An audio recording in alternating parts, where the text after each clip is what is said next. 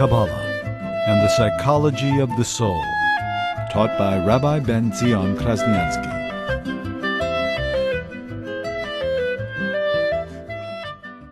When you say study Torah, are we just talking about reading the words, or are we talking about the discussion? Is that all considered studying Torah? Even because God wants you to be saying, I don't understand this, and why is this? As a matter of fact, with the exception of the 5 books of Moses, which even if you don't understand it, you can make a blessing. That's why anyone who's called up to Torah makes a blessing, even if he has clueless what he's about to read. The oral Torah, unless you understand what you're learning, you're not allowed to make a blessing. It's a blessing in vain. What is considered studying Torah is if you study, if you understand it. And you have to understand it. When you study a Torah and you say, Rashi had a question, Tosfos had a question, that's a very interesting historical fact. Tosfos had a question. Do you have a question? Does it make sense to you? That's the only question. That's the only issue. You have to study Torah that it has to be your question. It has to bother you. Does it trouble you? Have you really thought about this very well? And the more you think about it, suddenly Tosfos' question becomes your question. It makes no sense to me. And when Tosfos says v'kasher, v'tema, it becomes your question. It makes no sense. I don't understand this. And then when he gives an answer, when Rabbeinu Tam or the Ri or one of the give an answer, it has to be your answer. It has to make sense to you. Otherwise, that's not called learning Torah. Learning Torah has to engage your mind. You have to understand it, and understand it honestly. It doesn't make sense to me, or it doesn't make sense to me. But when you're studying Torah, when you're doing that, it's not just an intellectual exercise. It's not playing chess, or figuring out a logical puzzle, or mathematical problem. You're studying the divine. At that moment, you become a reflection of God's absolute unity. The Zohar states that the Torah and God are completely one. There are 3 aspects of Torah. One is it's a mitzvah, it's an obligation. Just like it's an obligation to light the candle, obligation to put on the tefillin, it's an obligation to give tzedakah. There's an obligation to study Torah. But then, in addition, the mitzvah of studying Torah is a comprehensive mitzvah. Because without the mitzvah of studying Torah, there's no way I can fulfill all the other mitzvahs. Without knowledge, without information, without awareness, if you remain ignorant, there's no way you can fulfill all 613 mitzvahs. So the mitzvah of studying Torah is a general mitzvah. And it enables us to fulfill all the other mitzvahs. But then there's the 3rd aspect of studying Torah, where learning Torah is an end in itself. Learning Torah, you're not just to study Torah in order to fulfill a mitzvah, or in order to be able to fulfill the rest of the mitzvah, the other 612 mitzvahs. But just the studying of Torah because Torah connects us with God. Torah unites us with God like nothing else. Torah is the design. And when Hashem is sitting and has his idea, so to speak. And you're participating in that level. You're participating on the design level. You're sitting and discussing with Hashem. His vision is designed for the world. You become unified with the architect himself. It's a much deeper unity. It's not just you become unified because you're fulfilling the will of God and you're implementing his will, and you're fulfilling his will, and becoming unified with his will. When you study Torah, you become one with God himself. How does this reconcile with what Moshe said? Hashem passed by and he said that you can't see my face. How can we really understand God's mind? That's a brilliant question. That's why the Torah is compared to water. Because the nature of water is that it flows from the peak all the way to the bottom. Water will find the lowest common place. So the nature of water is that it flows from the top down. But when water flows from the top down, it's the very same water that was on top. That very same water ends up in the bottom. And that's why the Torah is compared to water. Because God took his mind, the divine mind, his infinite mind, and only God can do this. But God condensed his mind and expressed his mind in language that man could understand, that man could relate to, in the Torah, which is language that we can relate to. It's stories, it's words, it's letters, it's concepts. We talk about material things, agricultural law, civil law. These are all things that we can relate to.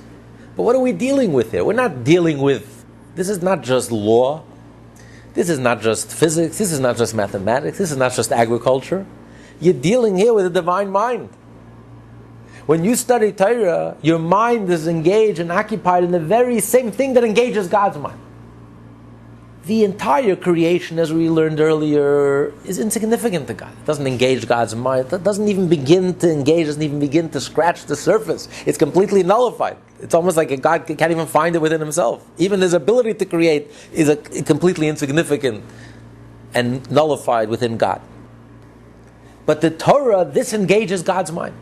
So when you study Torah, doesn't matter which aspect of Torah, whether you're learning civil law, whether you're learning agriculture, whether you're learning anything in Torah, your mind is engaged in the very same thing that engages God's mind, but in a language that man can understand. And that's the miracle and the gift of Torah, because it speaks in the language of man, so we can wrap our minds around it, we can grasp it, it can engage our mind fully. You're grasping something that's inherently infinite. This is the water that has journeyed and traveled, but retained, just like water. The water on the bottom is the very same water that was on top. It retained its divinity, retained its infinite. God is able to condense his infinite mind, his infinite self into the Torah. The Torah speaks our language. But we have to remember that every word in the Torah, every letter in the Torah is a vessel, a vehicle for the infinite. Every letter in the Torah contains God's infinite self. It totally transcends the mind and totally transcends human comprehension and human intellect, or even angelic comprehension. It completely transcends the entire universe. And yet every word in that letter in the Torah is able to grasp, reflects God's infinite self. And yet it's contained in simple language, a language that we can grasp. So when you're grasping the Torah, what you're truly grasping is, with your human finite mind, you are grasping the infinite. That's astonishing. That doesn't exist when you study math or science or physics or any other wisdom. It's only by studying Torah. It's a paradox. The human mind is able to grasp something infinite. The finite mind is able to grasp something infinite and fully grasp the part of Torah you're able to grasp. But by grasping what the mind is able to grasp, by understanding a piece of Torah, a piece of Talmud, or a legal question, you're grasping the infinite, which explains why a Jew gets so excited about studying Torah. Conventionally, who studies law? If you're planning to be a lawyer, you study law. If you're planning to be a judge, you study law. A person who has no ambition to become a lawyer, or has no interest in becoming a judge, doesn't spend thousands of hours of his life, doesn't dedicate thousands of hours to study law. Yet a Jew who's not a rabbi, who's not planning to become a dayan, a judge, will spend thousands of hours of his life studying Baba Kama, Baba Metzia, Baba Basra, Talmudic, legal questions that have no relevance to your life. It has no application to your life. It's not connected to your life.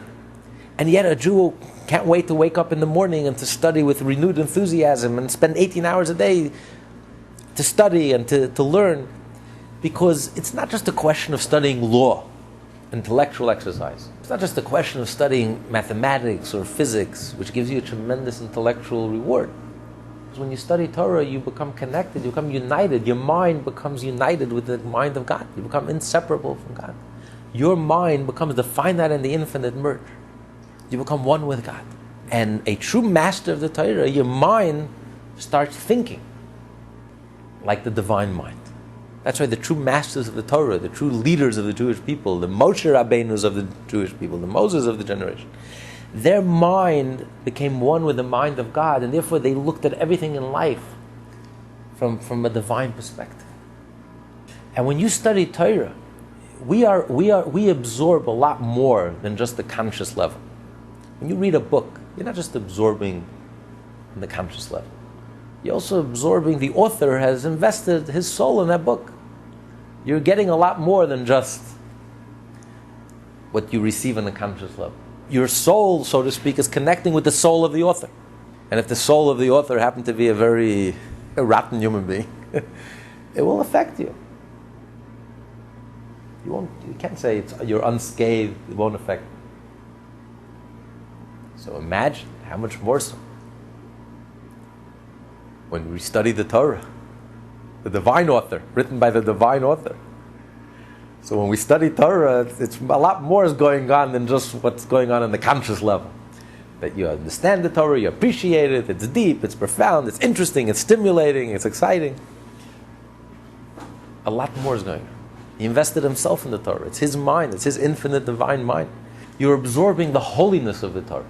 You're absorbing the infinite holiness of the Torah. So your soul is absorbing the infinite, and it affects you positively. Your mind starts thinking in a divine way, in a godly way. You start seeing reality from a different perspective. There's a big difference if you study Torah, you don't study Torah. When you study Torah, your mind thinks differently. You see things in a purer way, in a clearer way, in a much more profound way, in a divine way. And that's the secret of the Jewish people. We're the people of the book. This is what preserved us thousands of years. God is speaking, He's a teacher, and we're learning. It's His words, His wisdom. And this elevates us above the entire universe. When we study Torah, the universe ceases to exist. The world ceases to exist. What universe? What world? This is God's blueprint for reality. Before creation. This is God thinking to Himself. So this precedes creation. Nothing exists. And therefore nothing affects us. And this is what keeps us fresh, keeps us vibrant, keeps us vigorous, and keeps us current and relevant, and keeps us youthful. We haven't seen anything yet. We've been around 3,800 years. Not only haven't we exhausted our energy, we haven't even scratched the surface. You don't just study Torah in order to go to heaven. When you study Torah, you are in heaven. Because you are united with God. That's the ultimate motivation for a Jew to study Torah. Not to fulfill the mitzvah of studying Torah, like you said, or even to be able to fulfill all the other mitzvah. It's just the idea when you're studying Torah, you're lishma, for its own sake, just to be united with God, to be connected with God, where your mind becomes completely one with God. In a complete unity, in an absolute unity. Much more so than through the mitzvot. And that's why the studying of Torah is the equivalent of all the other mitzvot. That's why Torah study has always been way up there, has always been the number one priority. We're the people of the book. Of course, it's not enough to study Torah. You have to live the Torah, and you have to implement the Torah, and you have to bring it into action. Every letter in the Torah, every word in the Torah is holy. Captures the divine wisdom and the divine will and the divine essence, the infinite light. That's why every letter in the Torah is so sacred. If one letter in the Torah is missing, the entire Torah is invalid. One letter, the most seemingly insignificant letter, so it's scratched, so it's missing a little. The whole entire Torah is missing, is invalid. You can't read from it. Because every letter contains within it the infinite, the divine. And the level of Torah that we understand on a human conscious level is very external, is very superficial. Every letter in the Torah contains so much wisdom, so much infinite depth. And that's why a Jew approaches Torah with sanctity. It's sacred, it's holy. We're dealing with something that's essentially incomprehensible. But God enabled us to comprehend it on our level. But no matter how much we understand, no matter... essentially we're dealing with something that's incomprehensible, something that's infinite, something that's... Every letter in the Torah, every word in the Torah contains the divine wisdom. You're studying the infinite. You're studying Hashem Himself, His mind, His will. And your soul becomes united with the divine will, with the divine wisdom. You become inseparable from God. As time goes by, do we understand more? With time, Hashem has revealed to us more and more of His Torah. It's like a Russian doll. You know, you keep on opening it up, and there's more, and there's layers and layers and layers. So the Torah, like the analogy, the Torah is like, imagine describing a person, right? How would you describe them? Some people we know very superficially. All you can say about them is, I can tell you what clothes they wear. Tell me the color of their eyes. I never look closely, I don't know. I can just give you a very vague impression, just externally, what I see. Another person took a closer look at the other person. He can tell you a little more. I can tell you the shape of their nose, the color of their eyes. I can tell you something a little more about them. Not just the clothes they're wearing, something about their body, something about them. But then ask them, tell me a little about the personality, about the character. I have no idea. I can just tell you, describe them, their nose and their eyes and the height. And tell me something about something a little deeper. I have no idea. Then you go a little deeper, someone who knows them a little better. Tell me about the personality. What gets them angry? What gets them mad? What gets them excited? They're a nice person. So someone can tell me a little about the character. But then I want to know what kind of mind do they have? How do they think? So that takes a good friend who really knows them very well to go a little deeper. Now, even if you know someone very well, you want to go a little deeper. Tell me a little about the subconscious. Tell me something what's going on inside. I don't know. And so it goes layer upon layer. Now, does that mean that the first level is a lie? No, the first level is a truth. It's a very superficial. But underneath that, the clothes reflect a personality. Tell me about personality. The personality reflects a certain way of thinking. The way of thinking reflects a certain inner subconscious. I mean, you can go deeper and deeper and deeper. So too the Zohar says. The Zohar refers to the stories in the Torah as the clothes of the Torah, the outer clothes. They're all true. Every letter in the Torah is true. Every word in the Torah, every story that happened is literally true. But it's the outer clothes. If someone suffices by just studying the stories of the Torah and reading, wow, this is a nice story, an interesting story, it's a true story, and it's an exciting story, that's very superficial. Then another person takes a little deeper. What are the morals I can learn from the story? How can I become a better person? What's the Torah teaching me? This is already a person getting to know the body. I can tell you something more, the color of the eyes, the shape of the nose. Then you go deeper and deeper, the Talmud, and then you go to Kabbalah. Tell me something about the personality, the character. Strip away another layer, get a little deeper. And then you have Chassidus, which goes, let me get to the subconscious, let me get to the core, the essence of this person, what it's all about. So with time, Hashem has revealed more and more of the Torah, the secrets of the Torah. But nevertheless, the Baal Shem Tov said, it says in the 19th Psalm, and we recite it every Shabbat morning. King David says, Torah's Hashem Temimah. The Torah of Hashem is whole and complete. So the Baal Shem Tov said that after thousands of years of studying Torah, the Torah remains whole, complete, untouched. Despite all our understanding and all our brilliance, and building on the previous understanding, like the midget standing on the shoulders of the giant, and we're constantly growing in our understanding. As much as we understand, the Torah remains tmima, whole, complete, untouched, as if we never opened it. Because don't forget, it's infinite. Since every word and every letter of the Torah and every story of the Torah and every Torah portion contains the infinite, it contains Hashem, so we haven't even scratched the surface. We haven't even started. And that's why we read the Torah every week with a renewed enthusiasm. How many times could you read the same story over and over? We've been reading it for 3,300 years. And yet every Shabbat with a new zest, a new enthusiasm, as if we're discovering something brand new. Every time we finish a Torah scroll, we write a new Torah. It's a brand new Torah. Because you're dealing here with the infinite. That's why a Jew has such a sacred, holy respect for the Torah. Every word in the Torah, every letter in the Torah.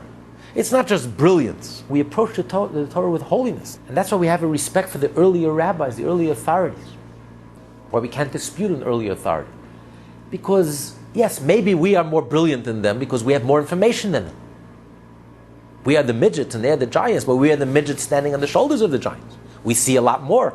We're 300 years later. We have the benefit of all that learning and all that discussion. But nevertheless, they are the giants. They are the authorities because they were holier than us. They were holy people. They were holy Jews.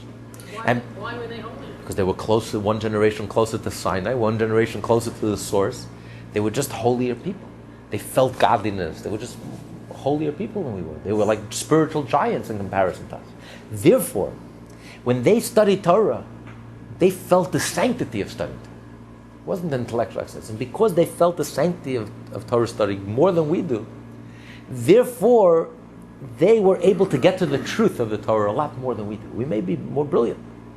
We have more information at our fingertips. But they have a certain divine assistance that we don't have. Because they were closer to the divine. Because they were godlier people. Therefore, every letter, every word they studied with such sanctity.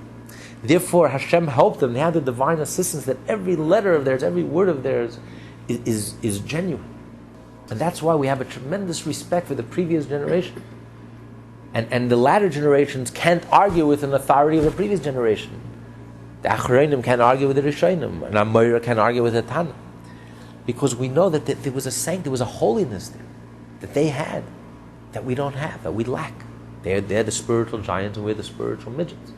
And that's why we can't argue with them, but we are the midgets standing on the shoulders of the giants. So we see a lot further than they do, because we're building on everything that they've accomplished.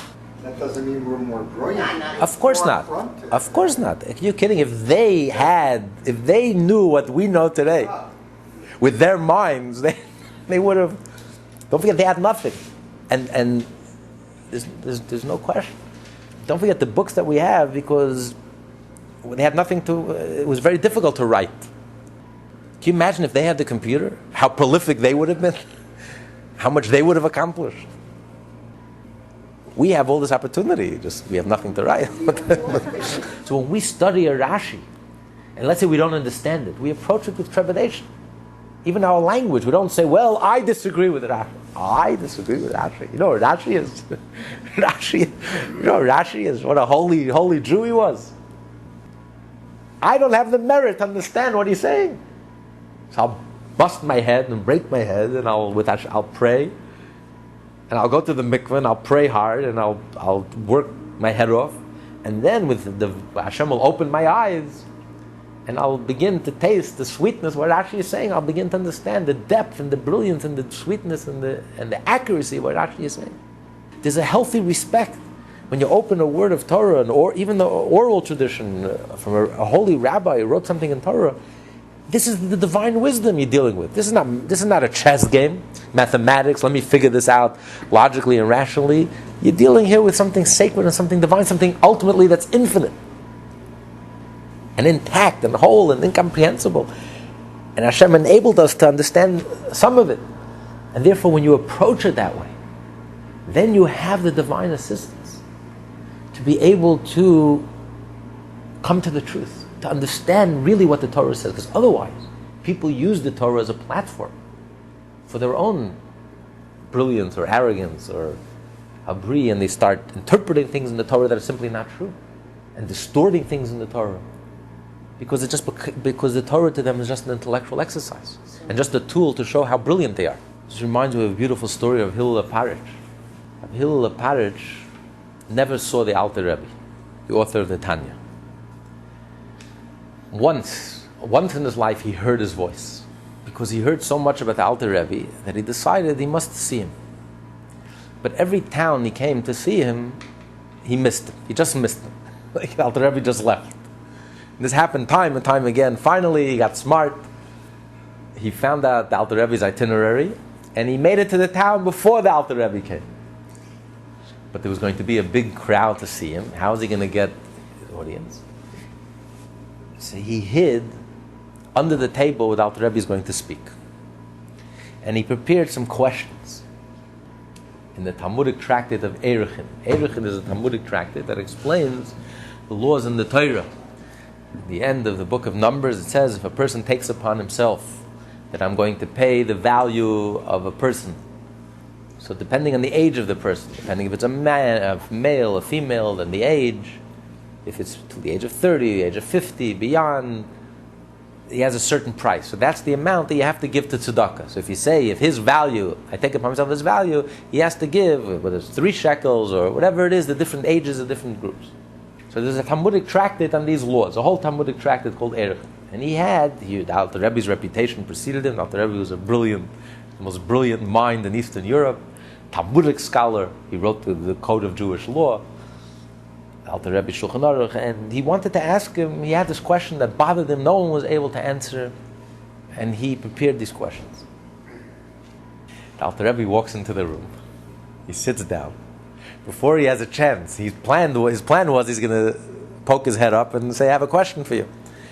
Before he had a chance to say anything, the Alter Rebbe said, a young man that has a question in the Talmudic tractate Erechin, first he has to be Meirich himself. Meirich means he has to first evaluate himself. Erechin is all about evaluation. Let him first evaluate himself. Rav Hillel Parich realized what Alter Rebbe said, he fainted. And no one realized he was under the table. No one even could revive him. By the time he came to himself, the Alter Rebbe left town. And that was it. So he never saw the Alter Rebbe. But this was the only time in his life that he heard. And this is what Alter Rebbe was telling him. that yes, the Torah is logical and it's brilliant, especially the Talmudic tractate Erechin. It's brilliant. And you have one question, and if you study the Talmud, and those who really get into the Talmud, you have 5 different ways of answering one question. Maimonides approaches the Talmudic passage this way, and the Rajba approaches it this way, and then Nachmanides approaches it. I mean, it's just fascinating. It's brilliant. It's just there's the pleasure that it gives you just to study Torah, the different understanding and there's different approaches. It's just incredible. But ultimately, you have to remember that you're dealing with something divine, godly, infinite, inexplicable. Just like the laws of Erech. How do you explain it logically? Everyone at this age, till the age of 30, has one price, has one value. The biggest shmendrik and the most valuable person in the community who contributes. And yet the Torah says they all have the same value.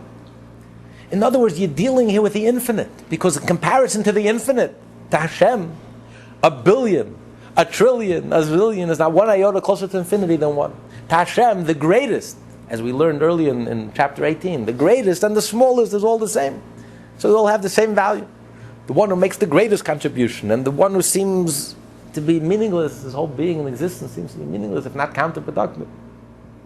And yet Hashem says they all have the same value. So you're dealing here with something that's infinite, something that's totally beyond human comprehension, beyond spiritual comprehension. You're dealing here with Hashem Himself. So when a Jew studies Torah, you have to remember that with all the understanding and with all our ability that Hashem enabled us to understand, ultimately we should never forget that the Torah remains intact and whole, as if we've never even scratched the surface, as if we've never even unwrapped it yet, because it's infinite. And therefore you approach the Torah with a tremendous sense of holiness, of sacredness. I'm about to become one with the essence of God. I'm about to become one with the will and the wisdom of God Himself. Pre-creation, before the world doesn't exist, nothing exists, all there is God, and I am becoming one with Him. And therefore you approach the Torah with holiness, not just an intellectual excellence. And therefore you can't become arrogant. The Torah can't make you arrogant. How can I become arrogant? The Torah could only make you humble. Like Moshe received the Torah, was the most humble person that lived. Every bit of Torah that he learned made him humbled him, made him a more refined person. The closer you get to God, the more unified you become with God, the more egoless you become. Then you know that you're truly studying Torah l'shma for its own sake, and that it's something very divine and godly and special is happening when you study. Kabbalah and the Psychology of the Soul, taught by Rabbi Tzion Krasnianski.